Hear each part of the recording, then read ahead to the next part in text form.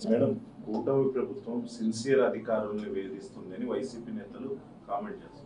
అంటే మాకు ఒక చరిత్ర లేదండి. మీకు ఒకసారి అబ్జర్వ్ చేసుకుంటే కూటమి ప్రభుత్వం అధికారంలో ఇప్పుడు ఉండి లాస్ట్ తెలుగుదేశం పార్టీ హయాంలో కూడా ఇప్పుడు కూడా గవర్నమెంట్లో అఫీషియల్స్ జైలుకి వెళ్ళిన పరిస్థితులు అయితే లేవు. ఎందుకంటే మాది ఒకటే స్లోగన్, మీ రూల్ ప్రకారం మీరు పనిచేయండి, రూల్ దాటి పనిచేస్తే మీరే ఇబ్బంది పడతారు అన్నది మేము ఫస్ట్ నుంచి మేము చెప్తున్న స్లోగన్. ఈరోజు సిన్సియర్గా పనిచేస్తున్న అధికారులని మేము ఇబ్బందులు పెట్టాల్సిన అవసరం ముఖ్యంగా ఎన్డీఏ గవర్నమెంట్కి లేదు. దయచేసి అందరూ కూడా గమనించుకోవాలి. ఎందుకంటే ఎవరైతే తప్పు చేశారో వాళ్ళు శిక్ష అనుభవించాల్సిందే. శిక్ష అనుభవించాల్సిన క్రమంలో కొన్ని చోట్ల కొంచెం అంటే వాళ్ళ తాలూకా రాజకీయ నాయకులకి రాజకీయ నాయకుల చేత శబాష్ అనిపించుకోవటానికో లేకపోతే అప్పుడు ముఖ్యమంత్రి దగ్గర మార్కులు కొట్టేయటానికో కొంతమంది ఇలా పనిచేసి ఈరోజు ఇబ్బందులు తెచ్చుకునే పరిస్థితి ఉంది. మీకు తెలుసు శ్రీలక్ష్మి గారు ఒక సీనియర్ ఐఏఎస్ ఆఫీసర్. శ్రీలక్ష్మి ఎన్ని రోజులు ఆవిడ జైల్లో ఇబ్బందులు పడ్డారో మనందరికీ కూడా తెలుసు. అలాంటి సందర్భం మా గవర్నమెంట్లో పనిచేసిన ఏ ఐఏఎస్ ఆఫీసర్కైనా ఏ ఐపీఎస్ ఆఫీసర్కైనా అయిందా అండి? మళ్ళీ మేము కూడా చాలా సందర్భాలు ప్రతిపక్షంలో ఉన్నాము. ప్రతిపక్షంలో ఉండి మేము కేసులు పడ్డాము, మేము ఇబ్బందులు పడ్డాము తప్పించి ఏ అధికారి మా వాళ్ళు ఇబ్బందులు పడిన పరిస్థితి కనిపించలేదు. అది మేము డ్యామ్ షూర్గా చెప్పగలం. మరి మీ గవర్నమెంట్లో ఉన్న అఫీషియల్స్ ఎందుకు ఈరోజు బయటకు వచ్చి తప్పు చేశారని చెప్పి ప్రజల ముందు లేకపోతే చట్టం ముందు నిల్చోవాల్సిన అవసరం ఏమొచ్చింది, ఎందుకు వచ్చింది అన్నది మీరు ఆత్మావలోకనం చేసుకోవాలి. ఎందుకనంటే ఈరోజు మీరు చెప్పిన తప్పుడు పనులు చేయటం వల్ల ఈరోజు వాళ్ళు ఇబ్బందులు పడుతున్నారు. వాళ్ళు ఈరోజు అరెస్ట్ అయ్యే పరిస్థితి వచ్చింది. తీరా తప్పు చేయించి ఈరోజు వాళ్ళు ఇబ్బందులు పడే పరిస్థితి వచ్చినప్పుడు వాళ్ళకి మీరు కనీసం ఆ పక్కన వేరేగా మీరు సపోర్ట్ చేయడం అనేది పక్కన పెట్టండి. ఈరోజు వచ్చి మీరేమో వాళ్ళ తాలూకా సిన్సియారిటీని వాళ్ళ తాలూకా క్యారెక్టర్ గురించి మీరు మాట్లాడుతూ ఉంటే మాకు కొంచెం ఇబ్బందిగా అనిపిస్తుంది. కొద్దిసేపటి క్రితం జగన్మోహన్ రెడ్డి గారి ఆధ్వర్యంలో పార్టీ మీటింగ్ జరిగింది. అక్కడ రాజకీయంగా ఇట్లాంటి కక్ష సాధింపులు ఎప్పుడు ఆయన అక్కడ మాట్లాడారు కాబట్టి సరిపోయిందండి.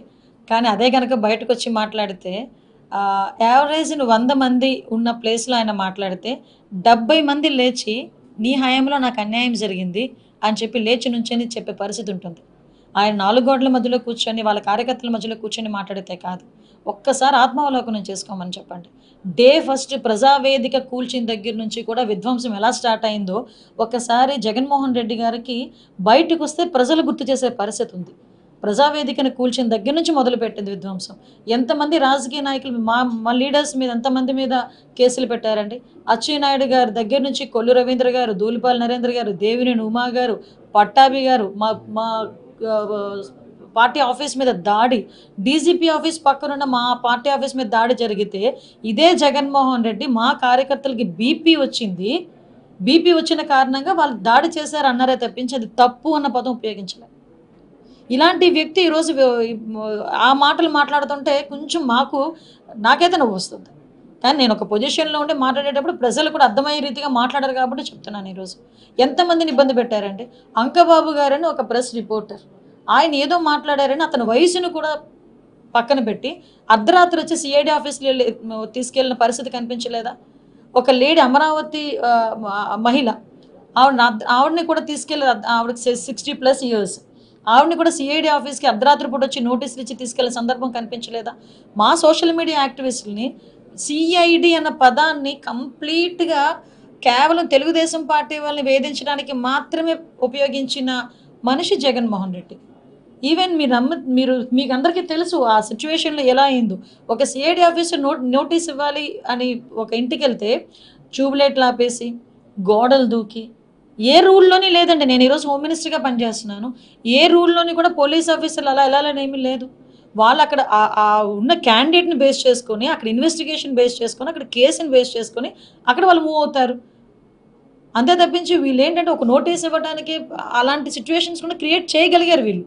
ఈరోజు అటువంటి అధికారులందరూ కూడా ఇబ్బంది పడుతున్నారు. అడ్డగోలుగా ఆ రోజు సిచ్యువేషన్ని రాజకీయ నాయకులకో లేకపోతే అప్పటి ముఖ్యమంత్రికో మాజీ ముఖ్యమంత్రి గారికో శబాష్ అనిపించుకోవడానికి ఈరోజు వాళ్ళు చూపులో పడ్డారు. దానికి ఏదైనా ఉంటే న్యాయపరంగా తెలుసుకోవాలి.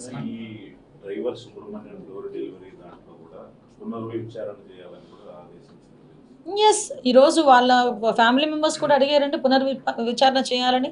ఆ రోజు ఒక్కరినే వాళ్ళు A1 కింద చూపించడం జరిగింది. ఇంకా అతనే కాదు చాలామంది ఉన్నారని వాళ్ళ తల్లిదండ్రుల తాల విజ్ఞాపన మేరకు ఈరోజు పునర్విచారణ చేయడానికి కూడా సిద్ధపడ్డారు. వాళ్ళు నా దగ్గరికి వచ్చారు ఇప్పుడు ఈవెన్ నా దగ్గరికి వచ్చారు, డీసీపీ గారి దగ్గరికి వెళ్ళారు, నారా లోకేష్ గారి దగ్గరికి వెళ్ళారు, ఈవెన్ మన సీఎం గారు చంద్రబాబు నాయుడు గారి దగ్గరికి వెళ్ళారు, పవన్ కళ్యాణ్ గారి దగ్గరికి వెళ్ళారు, అందరి దగ్గరికి వెళ్ళారు. మాకు న్యాయం జరగాలి.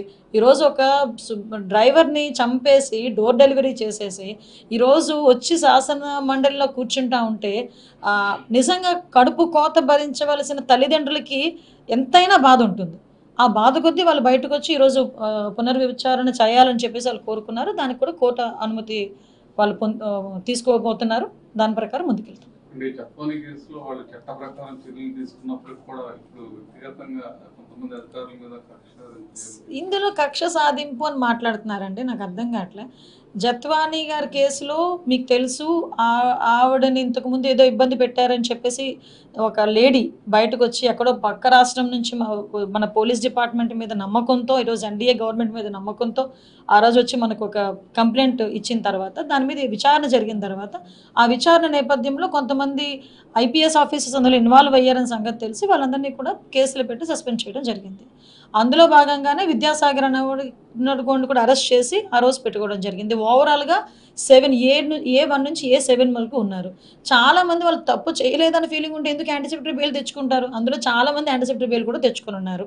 ఈరోజు ఎవరైతే మాజీ ఇంటెలిజెన్స్ చీఫ్ ఎవరైతే ఉన్నారో ఆంజనేయులు గారు, ఏఎస్ఆర్ ఆంజనేయులు, వైఎస్ఆర్ ఆంజనేయులు, ఏదొక ఆంజనేయులు, ఆయన కూడా ఈరోజు ఆ విషయంలోనే ఈరోజు అతన్ని కూడా అరెస్ట్ చేయడం జరిగింది. సో మేమంతా పారదర్శకంగా వెళ్తున్నాం. మాకు ఎవిడెన్స్ లేకుండా డిపార్ట్మెంట్ వాళ్ళు ఏ చర్యలకి ముందుకు వెళ్ళరు. విత్ ఆల్ ఎవిడెన్స్ గ్యాదర్ చేసుకున్న తర్వాతనే మేము కూడా ఏదైనా ఒక చర్యలు తీసుకుంటున్నారు. ఈ విషయం ఏంటంటే విచారణకి మాత్రం అందరూ కూడా సహకరించాల్సిందిగా కోరుకుంటున్నారు. గత 5 సంవత్సరాల్లో జరిగిన ఏదైతే ఆనాటి ప్రభుత్వ హయాంలో జరిగిన విషయాలపై యాక్షన్ త్వరగా జరగట్లేదు అనేది ఒక వర్గం వాదన. మరికొంతమంది రాజకీయంగా కక్ష సాధిస్తున్నారంటారు. ఎట్లా డిపార్ట్మెంట్ సార్ ఒకటండి, ఇప్పుడు ఏదైనా ఇప్పుడు ఫర్ ఎగ్జాంపుల్ నేను దెబ్బతిన్నాను అనుకోండి, నేను దెబ్బతినేటప్పుడు అవతల వాడికి అదే రకమైన దెబ్బ ఇమీడియట్గా తగలాలని కోరుకోవడం అన్నది మానవ నైజం. సో ఆ నైజంలో భాగంగానే ప్రతి ఒక్కరు ఇంకొంచెం లేట్ అవుతుందేమో అనుకుంటారు. కానీ ఆ పొజిషన్లో ఉన్న వాళ్ళు ఏం చేయాలంటే ఇంతకు ముందులాగా అడపా గబగబ తీసుకెళ్ళి ఒక నోటీస్ ఇచ్చేసి లాక్ వచ్చేసి మొహాలకి గుడ్లు కట్టేసి కూర్చొని పెట్టి తీరా కోర్టుకు వెళ్ళేసరికి కోర్టు ముట్టుకెళ్ళి పెడితే ఒక నోటీస్ ఇచ్చి ఇంట్లో పంపించేసిన పొజిషన్స్ ఎన్ని లేవండి. ఈరోజు లాస్ట్ గవర్నమెంట్ చేసిన అత్యుత్సాహ పనుల మీద కొన్ని వందల కేసుల్లో కోర్టులు ముట్టుకెళ్ళి కానీ ఈరోజు మాకు ఆ పొజిషన్ లేదే. ఈరోజు మేము ఏదైనా సిస్టమేటిక్గా చేస్తున్నాం. ఎస్, ఒక ఆరోపణ వచ్చింది, ఆ ఆరోపణలు ఎంత నిజాలు ఉన్నాయి వెరిఫై చేసుకుంటున్నాము, వెరిఫై చేసుకుని అందులో ఎంతమంది ఇన్వాల్వ్ ఉన్నారో చూసుకుంటున్నాము, వాటి తగ్గ సాక్ష్యాధారాలు తీసుకుంటున్నాము. ఈ ప్రొసీజర్లో కొంత మీకు లేట్ అని మీరు అనుకుంటున్నారు, ప్రాపర్ వేలో వెళ్తున్నామని మేము అనుకుంటున్నాం.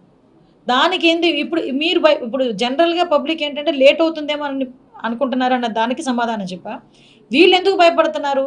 ఈరోజు సిట్ విచారణ జరుగుతుంది మద్యం విషయంలో, ఈ మొత్తం అన్ని ఇష్యూస్లోని కూడా విచారణలు జరుగుతున్నాయి. ఎక్కడో అక్కడ భయపడుతున్నారు కాబట్టే కదా రాజకీయంగా మమ్మల్ని హింసించేస్తారని మాట్లాడుతున్నారు. రాజకీయ హింస అన్నది పరాకాష్ఠకి వెళ్ళింది మాత్రం 19 to 24 ఆ పీరియడ్. మేము ఈ రోజు వరకు రాజకీయ కక్షలు పెట్టుకోలేదు. ఒక థీమ్ పెట్టుకున్నాం, ప్రజలకు ఉపయోగపడాలి, తప్పు చేసినప్పుడు ఎవరికైనా శిక్ష పడాలి. ఇదే థింకింగ్తో వెళ్తున్నాం, ఇదే థీమ్తో మేము వెళ్తున్నాం. అంటే కూటమి ప్రభుత్వం ఇచ్చిన హామీలు మాత్రం ఎక్కడ నెరవేర్చడం లేదు, వాటిని కప్పిపుచ్చుకోవడానికి ఇటువంటి దాడులకి పాల్పడుతున్నారు. ఎక్కడైనా ఏదైనా చిన్న అవకాశం ఉంటే రోడ్డు ఎక్కేసి దాన్ని బదనాం చేసేయాలి, లేకపోతే గవర్నమెంట్ మీద బురద జల్లాలి అనుకుంటున్న జగన్మోహన్ రెడ్డి నైజానికి నిజంగా మీరు అన్నట్టే కనుక మేము కూటమి ప్రభుత్వం మేము పని చేయకుండా ఉండుంటే ఈ టైంకి రోడ్డు ఎక్కి మాట్లాడాలి. ఈ టైంకి జగన్మోహన్ రెడ్డి అనే వ్యక్తి ఏ విషయాల్లో రోడ్డు ఎక్కుతున్నాడో మీరు చూశారు కదా. ఎక్కడైనా చనిపోతే రోడ్డు ఎక్కుతాడు, ఎవరైనా ఏదైనా ఎక్కడైనా సభ ఉంటే రోడ్డు ఎక్కుతారు. మరి ఈ రోజు వరకు మీరు అలా అనుకుంటే ఎందుకు పబ్లిక్లోకి వచ్చి మాట్లాడలేకపోతున్నారు? ఈరోజు మేము చిత్తశుద్ధితో ఉన్నాం. గవర్నమెంట్కి సంబంధించి ఏ ఇంప్లిమెంటేషన్స్ చేయాలో అవన్నీ కూడా ఈరోజు మెగా డిఎస్సికి ఎన్ని అవరోధాలు ఉన్నాయండి. మెగా డిఎస్సి ఇవ్వడానికి ఆఖరికి ఈ బైఫర్గేషన్ జీవో వచ్చిన తర్వాత ఇవ్వాలి అని చెప్పి బైఫర్గేషన్ జీవో వచ్చిన 2 రోజులకి తండ్రికి ఏదో గిఫ్ట్ ఇవ్వాలనే ఉద్దేశంతో ఆ రోజు మొన్న ఏప్రిల్ 20వ తారీఖున గౌరవ విద్యాశాఖ మంత్రి గారు నారా లోకేష్ గారు డిఎస్సి నోటిఫికేషన్ ఇచ్చారు. నిజంగా వీళ్ళు ఎన్నట్టే మాట్లాడుకుంటే లాస్ట్ 5 సంవత్సరాలు ఒక్క డిఎస్సి నోటిఫికేషన్ ఇచ్చారు. 5 సంవత్సరాలు డిఎస్సి నోటిఫికేషన్ ఇవ్వకుండా ఇంట్లో కూర్చున్న వాళ్ళు ఈరోజు మేము చెప్పిన హామీలను అమలు చేస్తున్న క్రమంలో డిఎస్సి నోటిఫికేషన్ ఇస్తూ ఉంటే తిరిగి అమలు చేయట్లేదని మాట్లాడడంలో అర్థం ఏముంటుంది? ఈ రోజు వరకు నేను చాలా గర్వంగా చెప్పగలను, నాకులాగే మా అందరి నియోజకవర్గాల్లో ఒక బ్రిడ్జ్, నా కాన్స్టిట్యున్సీలో ఒక బ్రిడ్జ్ ఆగిపోయింది. ఆ పందూరు పేర్లతో సైతం చెప్తా. నేను ఇప్పుడు ఎంతవరకు అయితే మేము కట్టామో అంతవరకు ఆగిపోయింది. ఈ 5 సంవత్సరాలు అలాగే ఉంది. మళ్ళీ మేము వచ్చాము, ఇటువంటి ఆర్థిక పరిస్థితుల్లో కూడా అటువంటి వాటికి కూడా ఇమీడియట్గా డబ్బులు ఇవ్వాలని చెప్పి మళ్ళీ ఇంకో 4.5 కోట్లు ఇచ్చే బ్రిడ్జ్ కంప్లీట్ చేయండి అని చెప్తున్నారు. అదేవిధంగా రోడ్ల మీద కనీసం ఒక తారు వేయడానికి కూడా వాళ్ళ దగ్గర డబ్బులు లేవా? అది చిత్తశుద్ధి లేదు. డబ్బులు లేక కాదు, ఆ టైంలో చిత్తశుద్ధి లేక. సో ఇటువంటి వాళ్ళు చేయడం మానేసి ఈరోజు మేము చేస్తామంటే బురద జల్లే కార్యక్రమం చేస్తున్నారండి. అంతకుమించి ఏం లేదు. వాళ్ళ హ్యాండ్లో ఏదో సాక్షి పేపర్, సాక్షి ఛానల్ ఉంది కాబట్టి నోటుకు వచ్చినట్టు రాస్తే జనాలు నమ్ముతారేమో అనుకుంటున్నారు, కానీ వాస్తవాలు ఈరోజు ప్రజలు చూస్తున్నారు, చాలా బాగా గమనిస్తున్నారు. మేము బయటకు వెళ్తే మమ్మల్ని కూడా అడుగుతున్నారు, ఏం జరుగుతుంది, పలానా కేసులు ఏం జరుగుతుంది, ఇలా అయిందంట కదా, అలా అయిందంట కదా, మమ్మల్ని అడిగే పొజిషన్స్ ఈరోజు కనిపిస్తున్నాయి. కాబట్టి గవర్నమెంట్ చిత్తశుద్ధితో ఉంది, న్యాయపరంగా పనిచేస్తుంది, అన్ని విషయాలన్నీ కూడా పారదర్శకంగా పనిచేస్తూ ఉంది. మళ్ళీ చెప్తున్నా, తప్పు చేసినాడు ఎవడైనా కూడా శిక్ష పడాల్సిందే, శిక్ష పడి తీరుతుంది.